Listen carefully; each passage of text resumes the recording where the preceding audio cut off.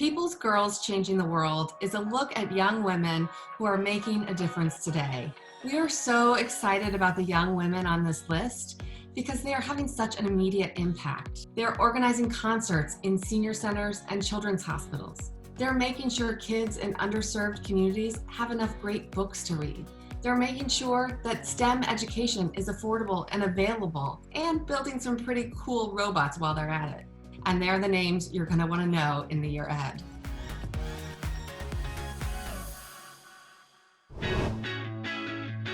My name is Danielle Boi. I'm from Troy, Michigan, and I'm 19 years old. I'm an Indigenous educator, inventor, author, and entrepreneur who works to bring accessible technical education to underserved populations through things like robotics. I've been teaching since I was 10 years old and quickly saw how kids of different financial statuses were left out of key educational opportunities.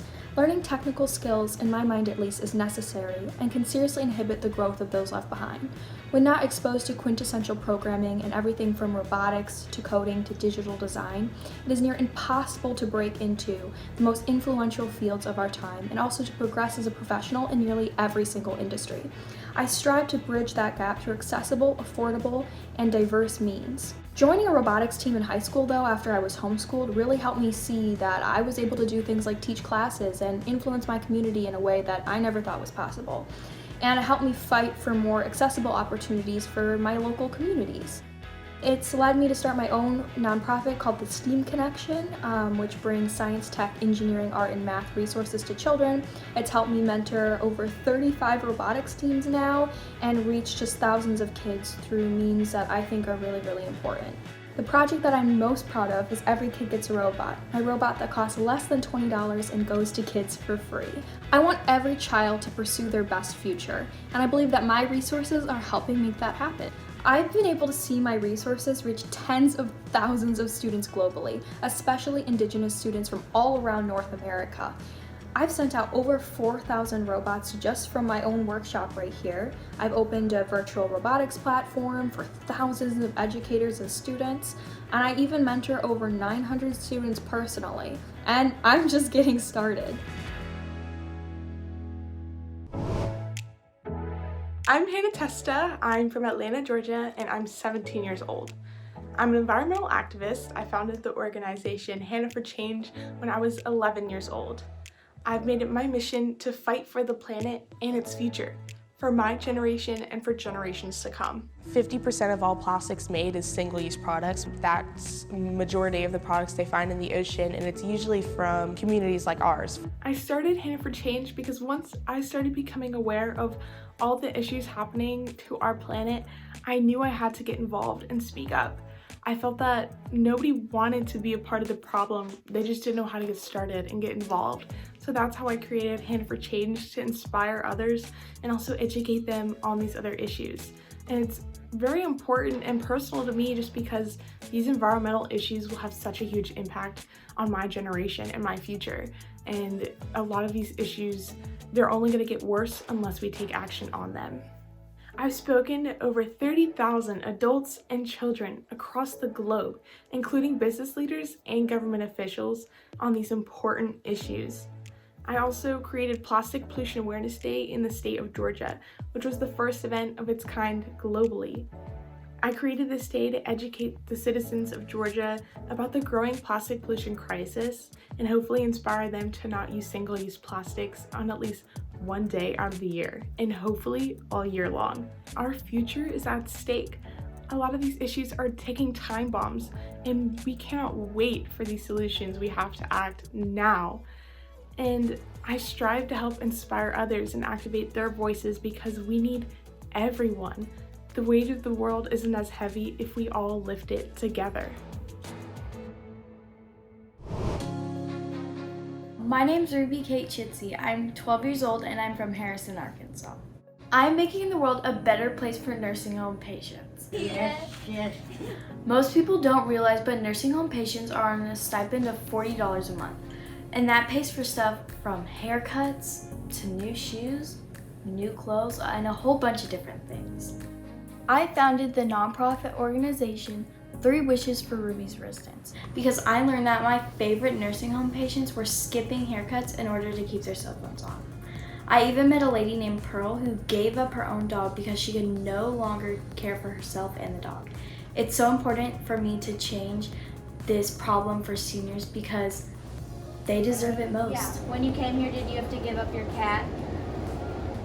Yes. Our goal is to raise awareness for the 1.5 million nursing home residents in America. We serve all nursing home residents, but we especially look out for the lonely and poor. We make a difference by handing out the simple things that the residents can't afford. I've raised over $300,000 and I'm changing their lives.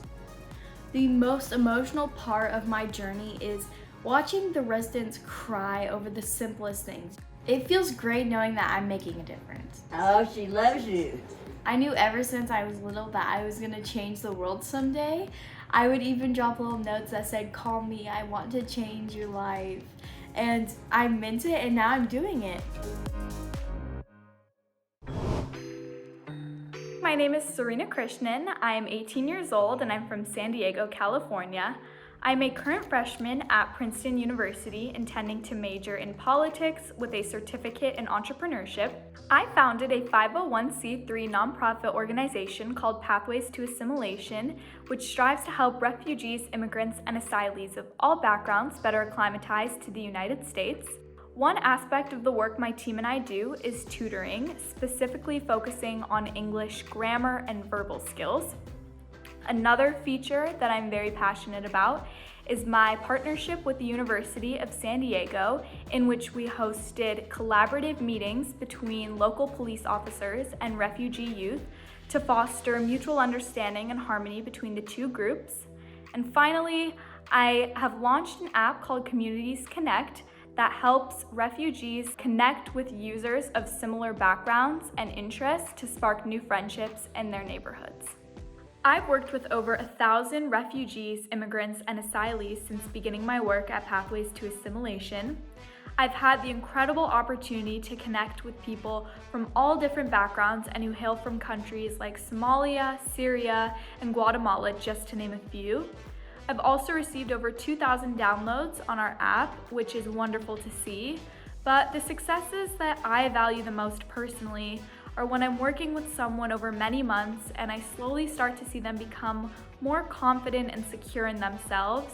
Do you think that there's anything that we can do as American citizens and like myself as a student, like that we can do to help you all more? Perhaps the most emotional moment for me personally was when a young Congolese student told me that she had finally developed the confidence to stand up to another student at school who was making fun of her for her traditional clothing. Her strength and courage showed me just how impactful and powerful the work we are doing truly is and inspires me to continue our mission every day. I hope to serve as proof to other young women and people of color that you can accomplish anything you put your mind to through hard work, genuine passion, and following your moral code. My name is Melissa Casvaggian. I'm from Austin, Texas, and I'm 18 years old. I'm the founder of 1,000 Books, a 501c3 nonprofit organization dedicated to empowering youth from developing areas through education and entrepreneurship initiatives. I originally started it as a book project, as a way for me to start sending off books to my cousins living in rural areas of Inner Mongolia where they didn't have access to a lot of quality English materials. From then on, I decided to start the project, 1,000 Books for Mongolian students, and then from there, we later expanded into where we are now, an education entrepreneurship nonprofit. We've achieved some pretty remarkable results.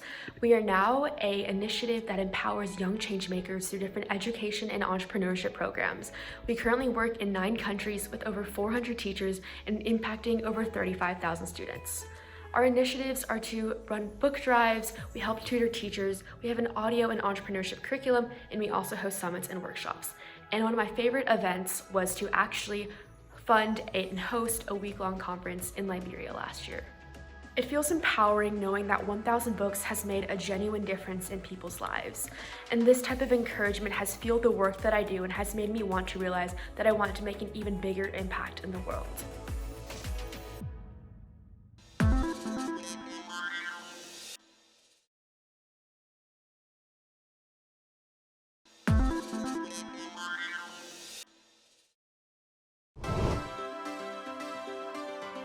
Hi, I'm Bella Lack. I'm 17 and I'm from London.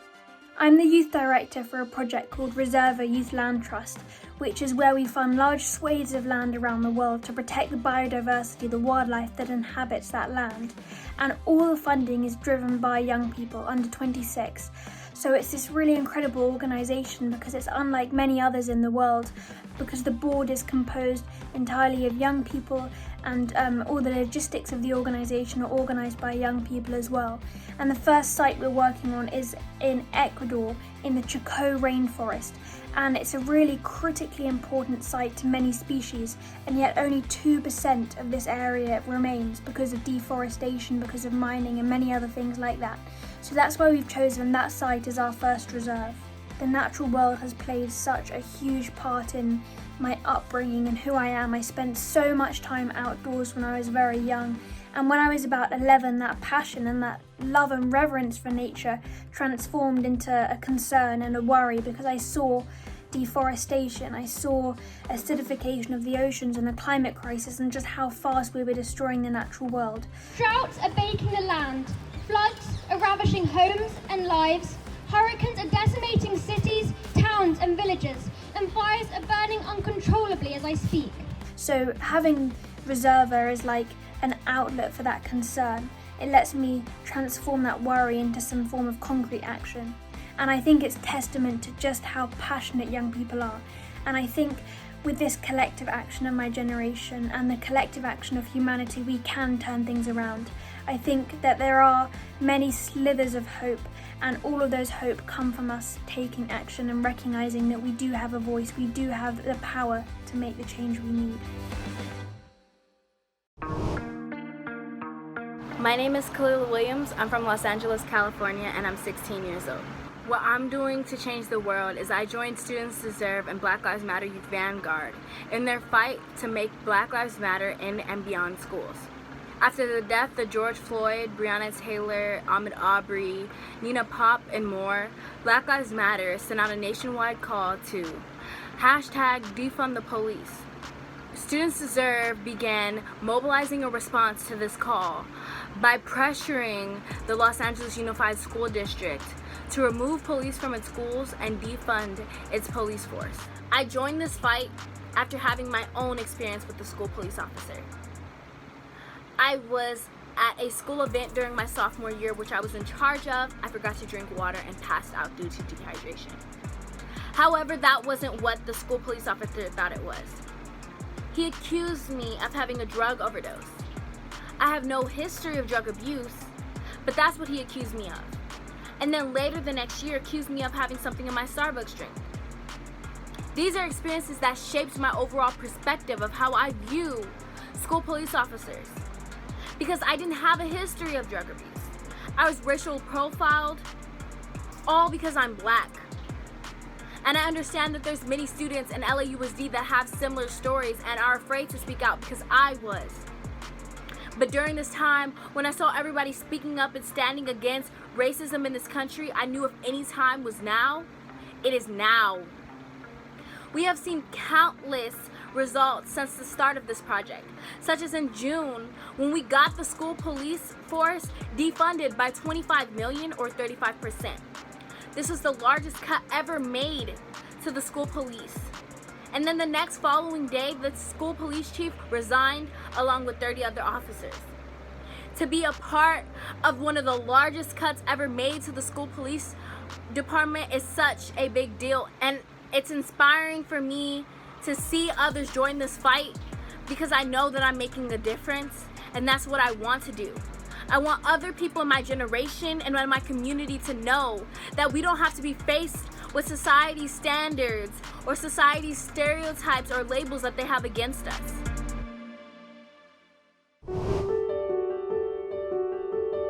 Hi, I'm Mike Palacios. I'm from San Antonio, Texas, and I'm 18 years old. I'm changing the world by reducing mental health stigma among young people. I'm teaching workshops for 4-Hers in 3rd grade through high school to help them better understand how to talk about mental health. In the wake of COVID-19, I'm holding Mindfulness Mondays for my peers to help them stay positive during these days. My personal experience with alopecia areata, which is an autoimmune disease that attacks my hair follicles and causes my hair to fall out. She'll be firsthand how mental health can affect people's lives.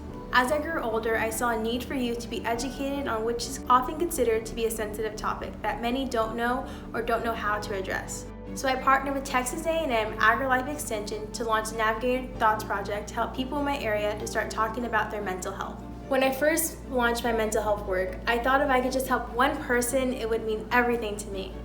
But now, since I've had the opportunity to share about mental health nationally, I've heard from so many people across the country, and I hope my work continues to inspire others to work on their mental health and encourage others to do the same.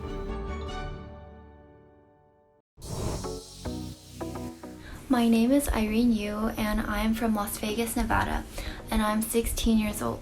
I founded my orchestra called Las Vegas Youth Arts, Music, and Education in 2019.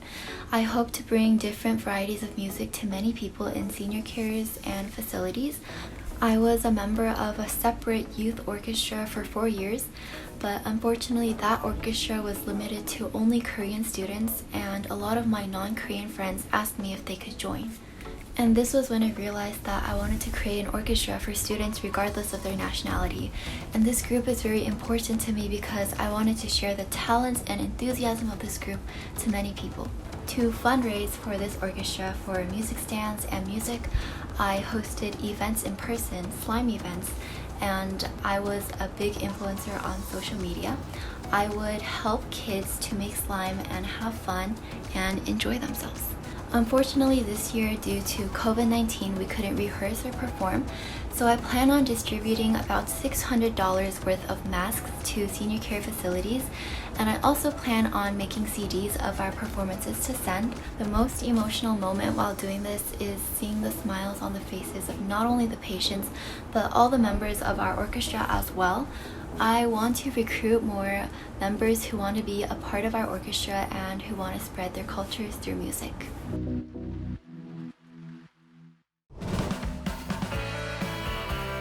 My name is Haley Thomas. I'm from the Hudson Valley in New York, and I'm 19 years old. I work as a wellness and compassion activist, international speaker, the CEO of my nonprofit, The Happy Organization, and most recently, a brand new author of the empowerment cookbook, Living Lively. I have been doing my work for about 10 years now, and it's really centered on this idea of self-care to fuel community care. I really got started and inspired to start my nonprofit after my dad was diagnosed with type 2 diabetes when I was 8 years old in 2009. And through his diagnosis, my family and I learned so much about health and wellness and about the incredible healing power of food. And so through learning about food and applying what we were learning about how to eat and live well, we were able to completely reverse my dad's condition within about a year. And that was so powerful to me. It was a real life example of how incredibly healing food can be and how incredibly important it is for all people to be aware of what they're putting into their bodies and how it's impacting them. To be able to make a difference is an indescribable feeling. I think it's so fulfilling and dreamlike every day to wake up and work on projects and work with companies and organizations that deeply root purpose in their missions. Since starting Happy in 2012, we've been able to impact over 40,000 young people all around the world, and that has been it's saying that alone is so unbelievable and humbling to be able to make an impact. And so this journey of Happy has also been one that has unfolded in such an authentic way and in a way that I've been so grateful for. I think it's such a special thing to be a part of such an deeply personal process and to plant seeds and watch them blossom and grow, and it's incredible to me. And so getting to make this impact and looking to the future of expanding our impact is all very exciting.